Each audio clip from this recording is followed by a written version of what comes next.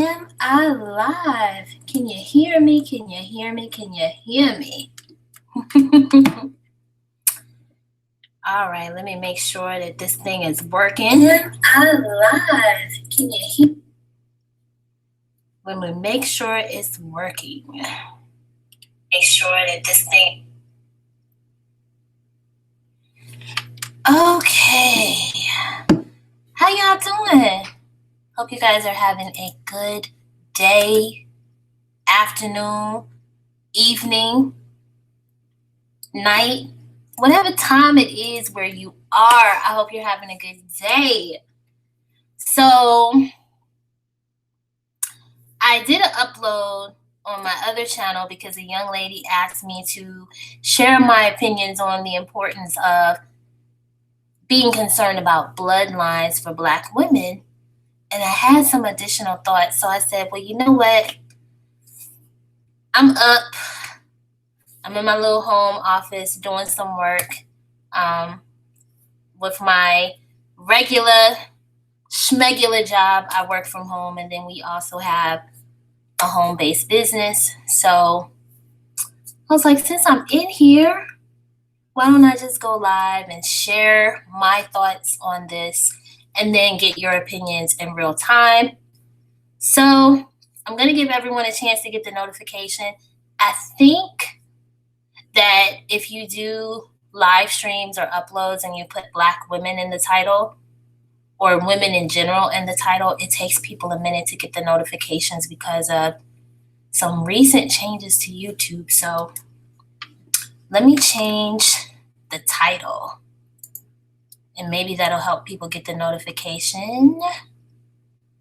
If you're in here watching, thank you. I appreciate you for tuning in. If you're catching the playback, thank you. I appreciate you guys for tuning in as well. I truly appreciate all of you who have watched the videos, liked the videos, subscribe to the channel. So let's get into it. I want to talk a little bit about hypergamy. So I'm going to give a definition first. So, basically hypergamy is referred to as marrying up or quote unquote gold digging. But basically, hypergamy is the practice of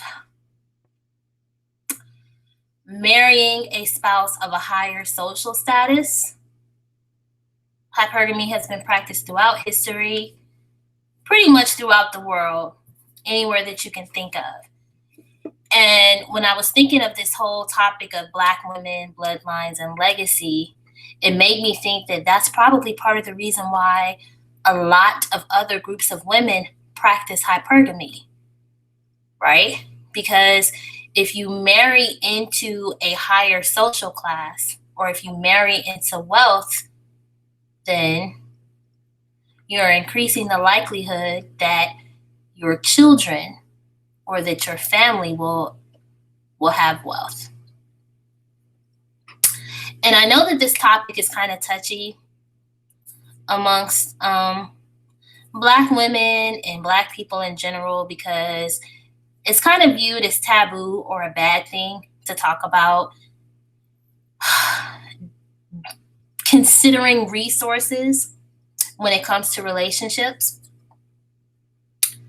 But it's interesting to me, though, that the same men that will call Black women gold diggers for practicing hypergamy completely understand that when they deal with other races of women, they have to have some amount of resources and wealth to get those women's attention. So people know what time it is.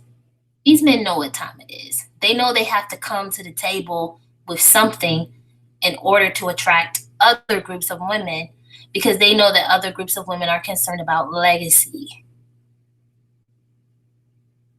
They know that those women are concerned about making sure that they create wealth for their children and their families.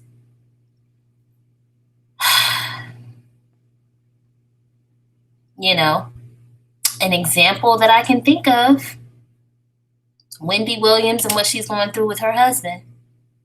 Even though he cheated on her and he created a child with someone else, guess what? He's fucking up the church's money, okay? Because part of her wealth is going to be split with him. So what does that do for the legacy that they could have built for the son that they had together? He'll still have money. He'll still have some wealth passed down to him, but it's going to be split because now his father has another child. And if he stays with his mistress, it's quite possible that they'll have other children. So that wealth will be split. That's one example. On the flip side, you think about women like Beyonce. Now, on her own, she has a lot of money. She's worth over $300 million. But she's married to a man who is, I think he's worth $930 or $940 million. And probably by the time he turns 50, he by himself will be a billionaire. And as far as we know, the only children that Jay-Z has are the children that he has with Beyonce. So you'll have his wealth, which will eventually cross $1 billion, plus her wealth, and all of that will pass down in one line to children within the same household. That's powerful. We see what recently happened with Russell Wilson and the deal that he got. He's now the highest paid.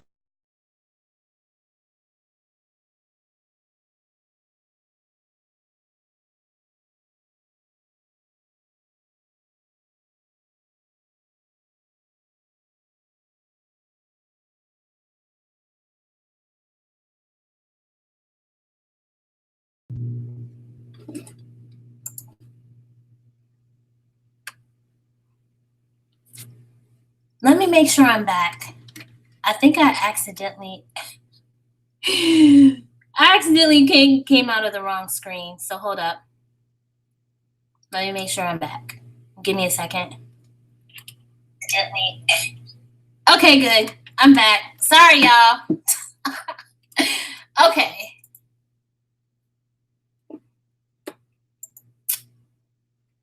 Let me just double check. Okay, good. I think I'm back. Uh-oh.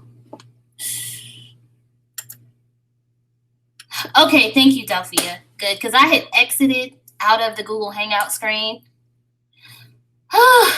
Okay. But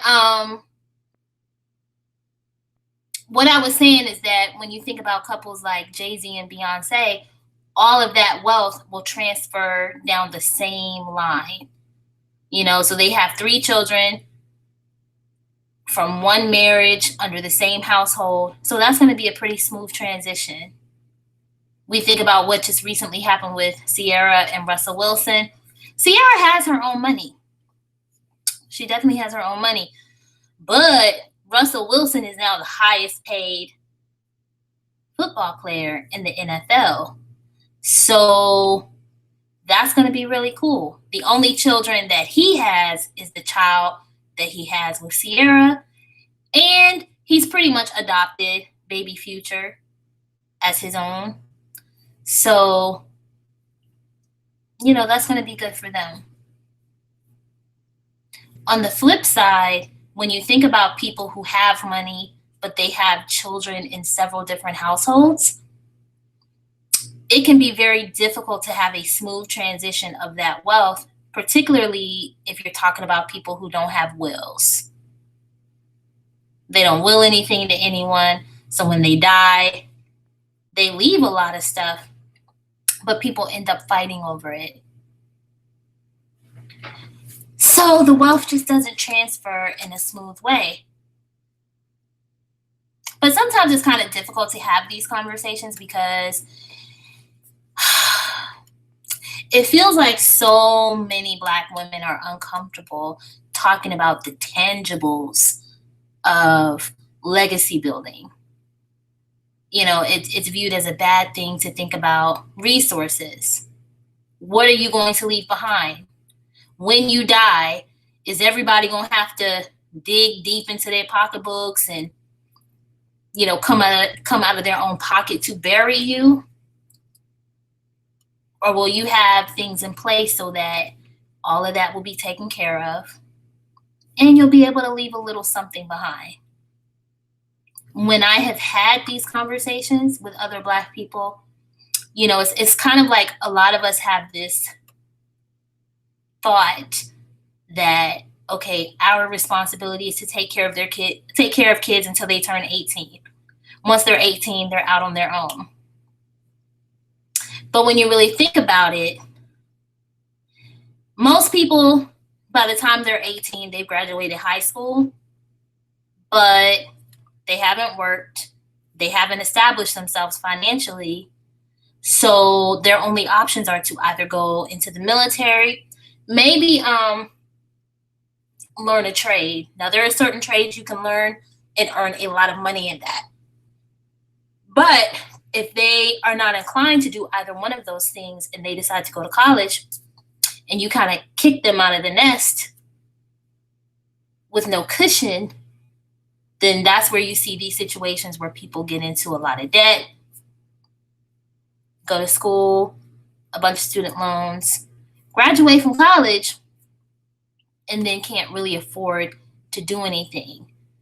Because 6 months after you get out of college, you're expected to pay that bill back. And unless you get a job making a lot of money pretty immediately, that student loan payment pretty much takes up all of your paycheck. And so between student loan, regular bills, say you have a car payment, gas, so on and so forth, then if you have an apartment, that can be your entire paycheck. Whereas, and I'm not saying everybody in other races has the money to do this, but people who really think about wealth building and establishing generational wealth handle things a little bit differently. So I know people that they had some sort of account that you can create for children, and basically it's a savings account of some type, and you can't withdraw the money until they're college age, but that's their cushion to be able to pay for college so that they don't have to get into debt for it. So if you have children that decide to go another route, like military, the trade schools, or say you have children that are very intelligent and they get academic scholarships, that money that you spent all those years saving is a nest egg for them. So they graduate college debt-free, and they have this cushion. I don't know. Hold on. Let me Google it to see what it's called.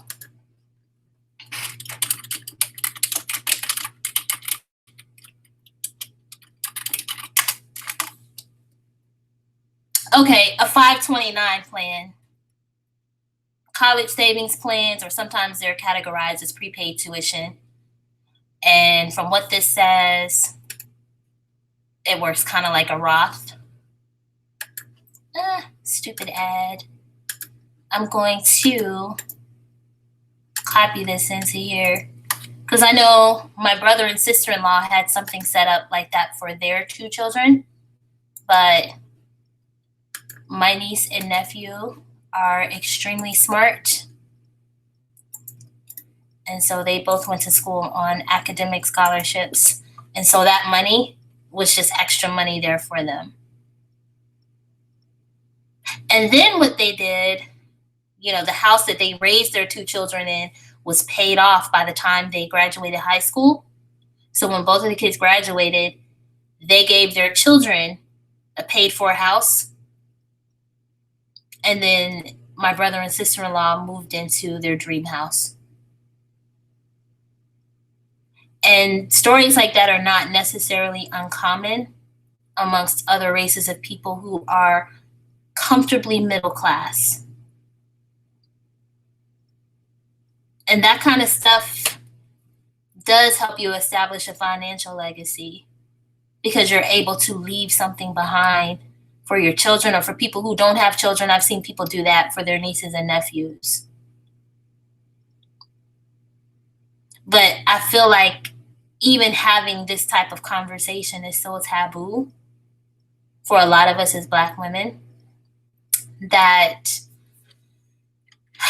I don't know, it's seen as gold digging to even have the conversation. To even have a conversation that encourages Black women to do wealth planning, financial planning, to not deal with broke dudes. You know what I'm saying? All of that is perceived in this way that's really negative. And I find that to be very unfortunate.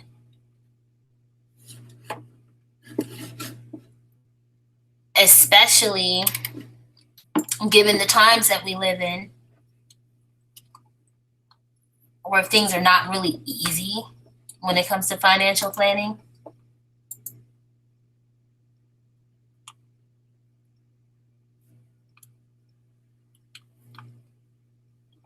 But I was thinking earlier, I was like, this is why so many other groups of women practice hypergamy, because they're thinking about the financial piece of it. They're thinking about, okay, will my children have enough money to be able to live and prosper financially?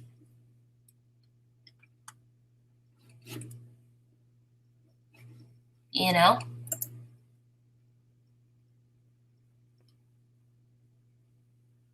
But yeah, that's what it's called, the college savings plan, the 529.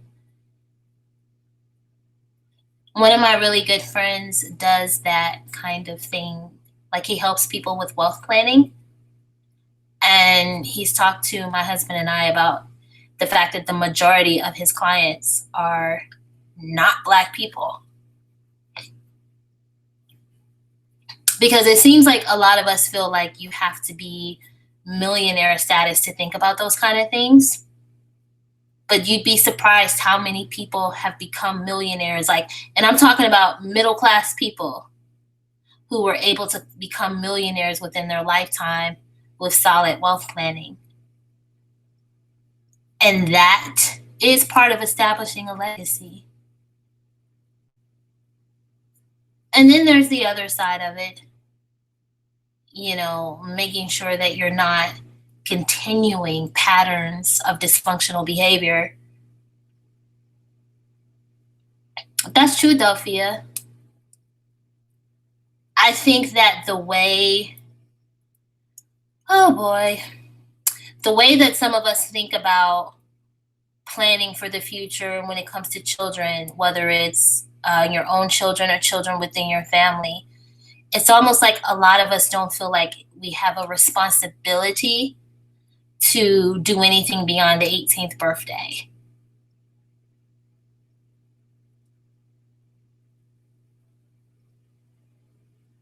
You know, it's you can raise a child very well, right? But I've seen so many people talk about how hard it was for them and how much they struggled being in situations where they pretty much felt like they had no support once they were out of high school.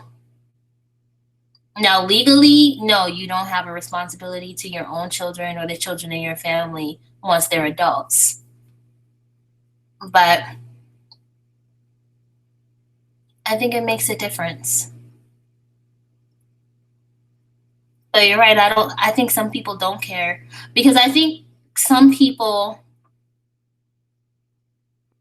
I'll put it to you like this. I've heard people say, well, nobody did XYZ for me, so I'm not concerned about doing it for them. A lot of people simply do things based on, they're pretty much repeating what they saw or what they experienced, even if those experiences were not healthy.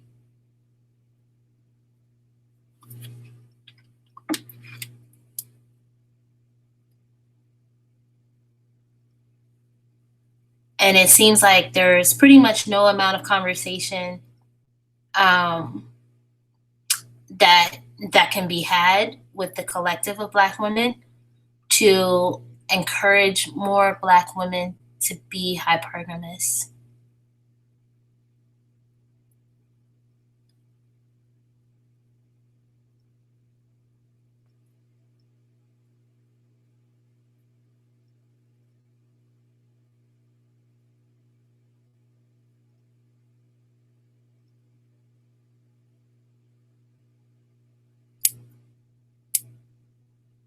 So sometimes it feels discouraging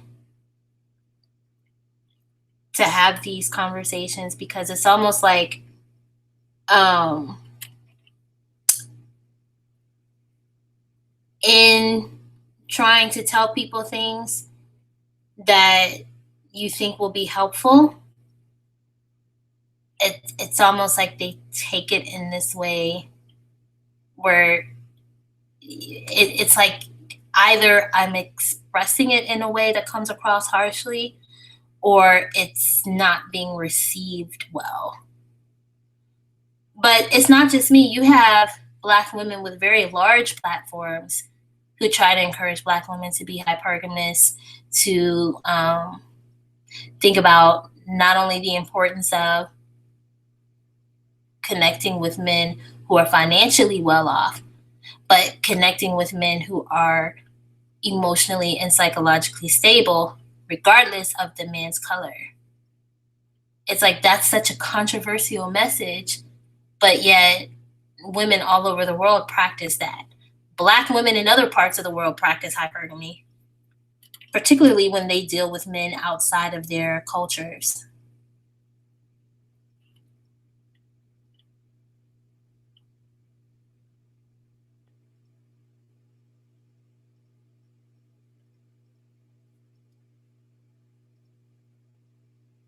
I see people all over social media and, you know, in books talking about the importance of generational wealth.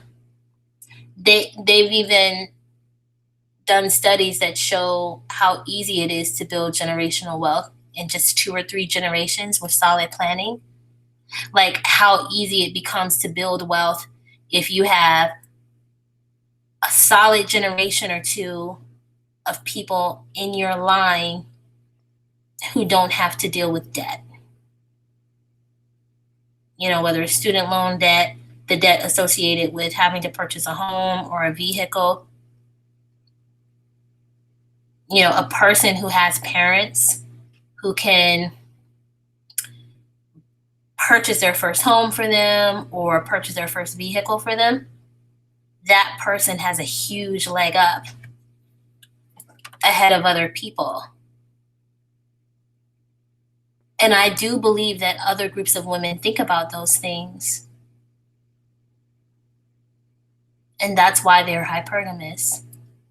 Even, and I don't mean to say, I don't mean to come across like I'm judging her, but even women like Kim Kardashian, women who have had extremely whorish backgrounds, can be hypergamous.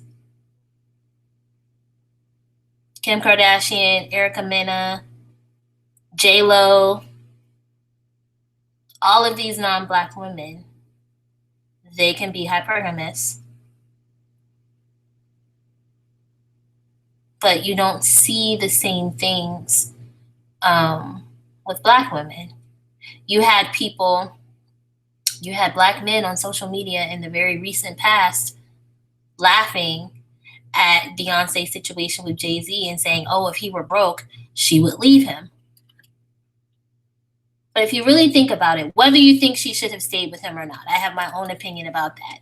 But she had 930 million reasons to reconsider. If she thought about leaving, she had 930 million reasons to reconsider.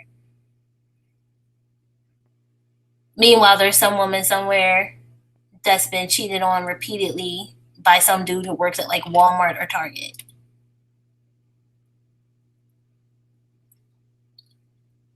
I'm pretty sure that if he had less money than her, it would have been easier for her to leave. Same thing with other women who are married to wealthy men who have cheated. I think Kelsey Grammer, that TV producer, I think he's been married 2 or 3 times. I don't think he's been faithful in any of his marriages, but I don't think any of his wives have been the reasons that those marriages ended. Why? Because of the financial benefits. Even when you look at, I think his name is Jeff Bezos, the guy who created Amazon. Him and his wife recently divorced, and she's getting $35 billion out of the divorce.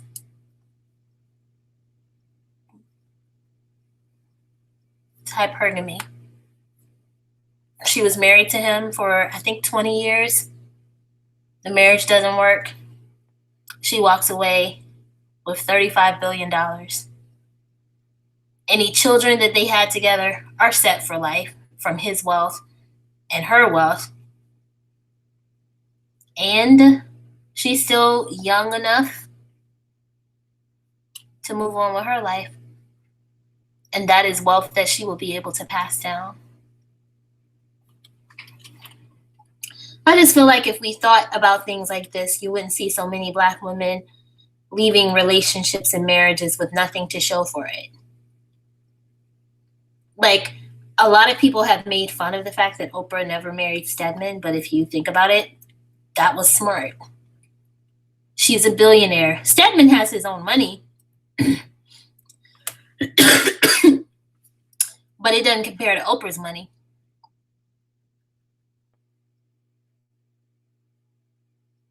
So if they got married and then the marriage ended, he would walk away with half of her wealth. And it's ironic to me because when Mary J. Blige was divorcing from Kendu Isaacs, Wendy Williams on Hot Topics was talking about how much money he was going to walk away with and so on and so forth. But now her marriage is ending. She was married longer than Mary J. And they do have a child that's a product of the marriage, although the child is an adult. But Wendy's husband is going to walk away with some of her money. If she had been hypergamous and only dealt with men that were at least on her level financially, then if the marriage ended, she wouldn't be going without anything.